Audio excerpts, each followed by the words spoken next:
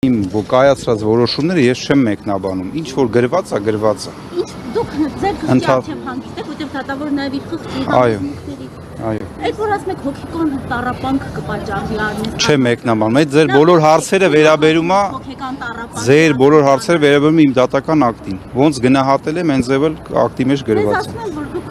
օրենք եք խախտել, որովհետև չպիտի միջամտեիք պետության։ Դե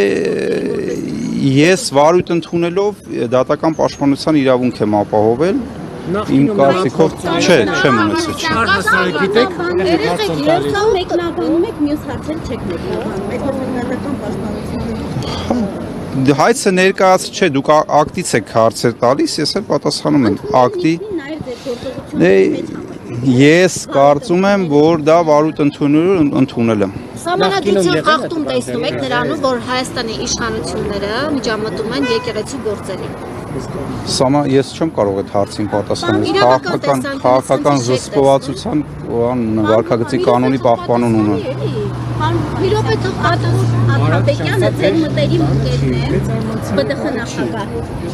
որը կապեր ունի վարչապետ Նիկոլ Փաշինյանի հետ։ Նիկոլ Փաշինյանը պահանջում է կաթողիկոսի հրաժարականը տարբեր միջոցով։ Ինչ կապ ունի դա։ Ես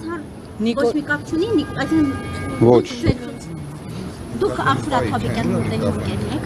Արթուր Աթաբեկյանի գործընկերն եմ, իմ երկար տարիների ընկերն եմ։